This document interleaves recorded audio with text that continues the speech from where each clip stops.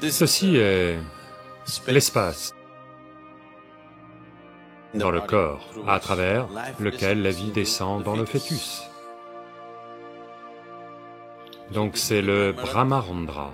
Si des dimensions au-delà du physique deviennent un processus constamment actif, certains d'entre vous ont peut-être ressenti ça dans votre Shambhavi. Vous avez une antenne sur la tête qui vous donne une certaine perspective sur la vie. Si vous avez un nouveau-né chez vous, vous avez vu qu'une certaine partie du crâne n'est pas formée. Vous avez remarqué ça? Donc l'enfant doit être manipulé doucement, cette partie n'est que de la peau, il n'y a pas d'os. Donc, cette partie, dans la terminologie yogique, est appelée Brahmarandra. Randra veut dire un passage, comme un petit trou, un tunnel ou un passage. Donc on appelle ça Brahmarandra. C'est l'espace dans le corps à travers lequel la vie descend dans le fœtus. Parce que la vie est descendue dans le fœtus et la vie se laisse le choix. Ce corps est-il capable de la porter ou non? Elle se laisse le choix. Il y a cette conscience dans le processus vital. Donc elle laisse cette trappe ouverte jusqu'à la dernière minute. Elle veut la laisser ouverte juste au cas où elle trouverait le corps inadapté à son existence. Elle va partir. Et elle ne veut pas partir par un autre passage du corps, elle veut partir par là où elle est arrivée. Un bon invité entre toujours par la porte d'entrée et sort par la porte d'entrée. S'il entre par la porte d'entrée et sort par la porte de derrière, c'est que votre maison est nettoyée. Donc, elle veut sortir par la même porte, donc elle la laisse ouverte jusqu'à la dernière minute, elle veut se laisser le choix. Il y a tout un tas de... Probablement que s'il y a des médecins ou des obstétriciens, vous le savez, il y a tout un tas de cas où, d'après tous les paramètres médicaux, le fœtus est en bonne santé, tout va bien, mais pour on ne sait quelle raison, il arrive mort-né. Simplement parce que la vie à l'intérieur est encore en train de choisir. Si elle se rend compte que ce n'est pas le bon genre de corps qui se forme, la vie a sa propre substance karmique, et le fœtus a le karma des parents. Donc, elle a fait son choix, 90% du temps, c'est un bon choix, ou plus, c'est un bon choix. Parfois, elle est consciente qu'elle a pu faire un mauvais choix.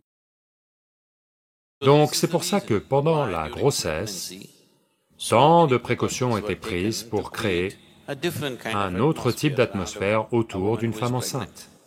On abandonne ça maintenant, une femme va travailler, elle va au cinéma, elle va partout. Une telle chose n'est plus maintenue. Cela a été fait juste en espérant que quelque chose de mieux que qui vous êtes tous les deux entre dans votre ventre. Vous voyez ce que je veux dire? Vous êtes mari et femme, vous êtes d'une certaine qualité. Vous voulez que votre enfant soit de plus grande qualité que ce que vous êtes, pas juste comme vous. Quelqu'un de meilleur que vous doit entrer dans votre ventre. À cette fin, même un mari n'était pas autorisé à voir sa femme au-delà d'un certain stade de la grossesse, parce qu'elle doit être maintenue dans un certain état de confort et de bien-être, avec un certain type de pensée, avec un certain type d'atmosphère, pour essayer de satisfaire son système à tous les niveaux. Le bon type d'encens, le bon type de son, le bon type de mantra, le bon type de nourriture, tout, pour que son corps soit dans un état où il accueille le bon type d'être. Peut-être que dans le monde d'aujourd'hui, toutes ces choses sont hors de question.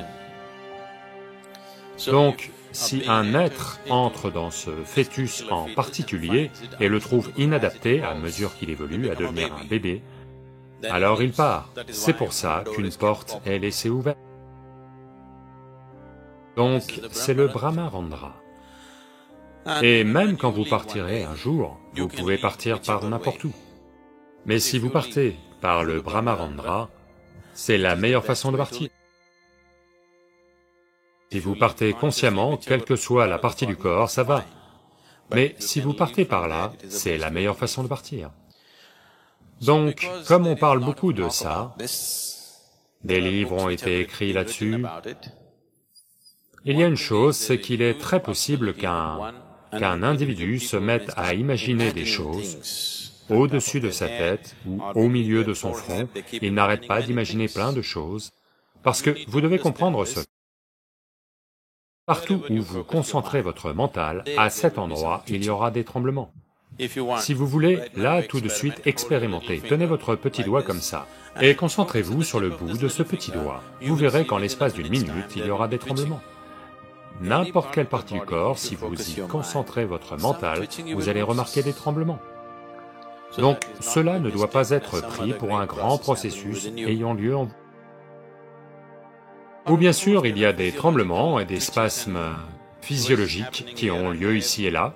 De temps en temps, ça vous arrive, vous dormez, une partie du corps a des petits spasmes et ci et ça. En particulier, si vous êtes très nerveux, ça peut arriver, assez souvent. Si vous êtes à l'aise, ça n'arrive peut-être pas. Si vous êtes un peu tendu ou stressé, ça peut vous arriver à différents endroits. Donc il ne faut pas confondre cela non plus. Je ne sais pas si je dois dire ça, parce que si je le dis, vous pourriez commencer à imaginer toutes sortes de... Si vous devenez méditatif, maintenant vous le devenez, en faisant Shambhavi, je ne devrais pas dire ça.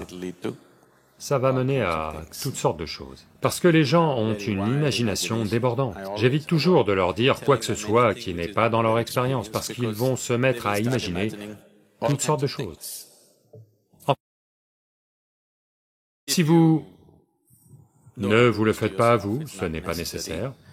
Si je tiens ma main au-dessus de mon Brahmarandra, même jusqu'à 1 mètre au-dessus, si vous la tenez, vous allez remarquer une sensation nette dans votre main qui a toujours la forme d'un... quelque chose, comme un 8. Ce sera tout le temps comme ça, si vous maintenez vos énergies d'une certaine façon. Cela peut arriver à chaque être humain, mais ça se passe à l'intérieur, ça ne s'étend pas au-delà. Parce que les 2 derniers chakras, sur les 114 chakras qui sont là dans le système, 2 chakras sont en dehors du corps.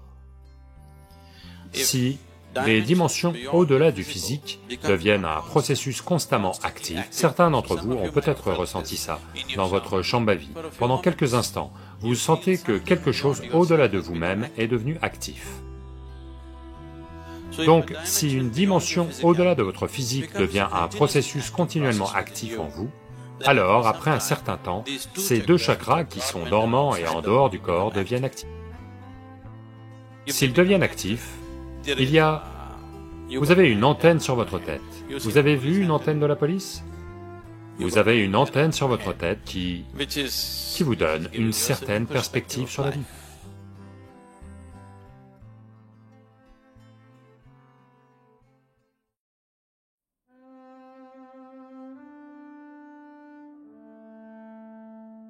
On va prendre Rama comme exemple, parce que Rama est une grande icône en Inde. Voyez, il est né roi, et il est couronné roi. Mais à cause de situations folles, il est forcé d'aller vivre dans la jungle avec sa nouvelle femme, une jeune femme qu'il a épousée. C'est une princesse. Elle est faite pour vivre dans un palais. Mais maintenant, avec cette jeune femme, il va vivre dans la jungle. Donc aujourd'hui, dans de stupides films, ils peuvent vous montrer des scènes de la façon dont elle flotte dans la jungle. Non, allez vivre dans la jungle.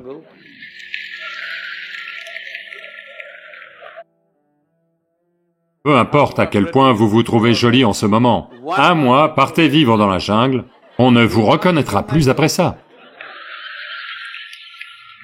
Donc cette princesse, obligée de vivre dans la jungle, et heureusement son frère le suit. Connaissant les difficultés qu'il pourrait rencontrer, il quitte sa propre famille et y va pour servir son frère et sa belle-sœur. Je faisais un tour en Andhra Pradesh il y a 10 jours, 10-15 jours. Je suis dans une petite ville. Une écolière de 14 ans se lève et dit, « Sadhguru, comment est-il possible que Sita soit kidnappée et emmenée au Sri Lanka et que Rama marche d'Ayodhya au Sri Lanka? Comment est-ce possible? Est-ce vrai? » Alors je lui ai demandé, « Tu vois, tu es encore une jeune fille, un jour tu vas trouver un homme. Quand tu trouves un homme, voudrais-tu trouver un homme qui, si tu te retrouves perdu quelque part, va faire tout le chemin à pied, ou qui va se dire que ce n'est pas faisable? »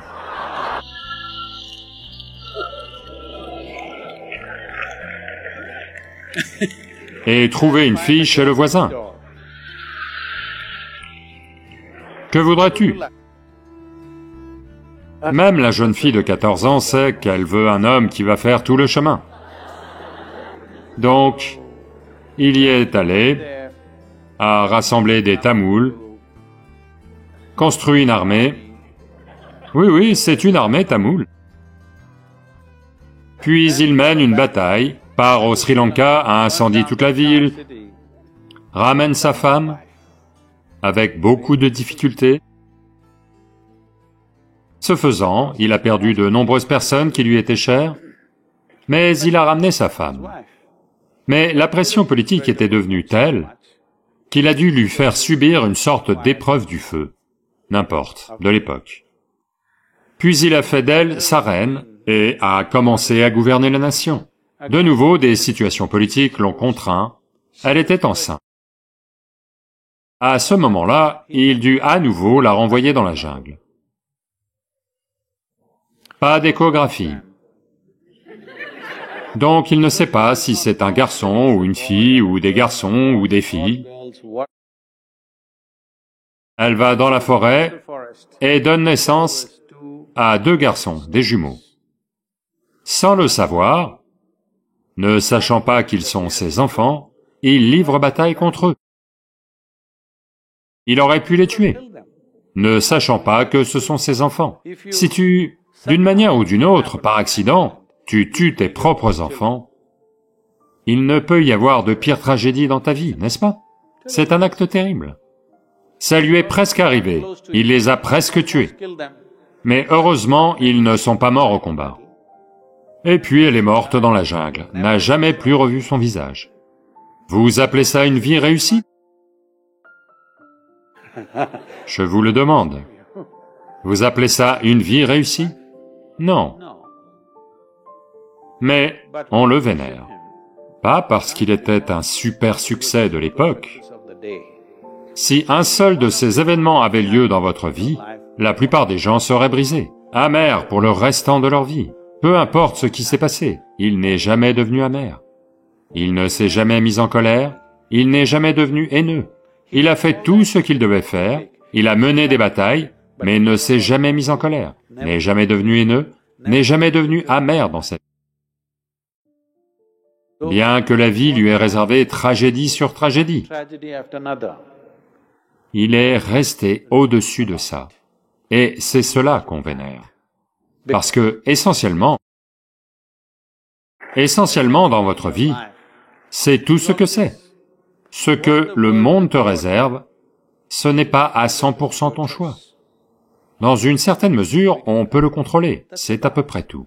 Le monde peut t'envoyer n'importe quoi, on ne sait pas ce qu'il va t'envoyer. Il peut t'envoyer une maladie, il peut t'envoyer la mort, il peut t'envoyer des balles, il peut t'envoyer de la honte, il peut t'envoyer toutes sortes de choses. Mais ce que tu en fais t'appartient à 100%.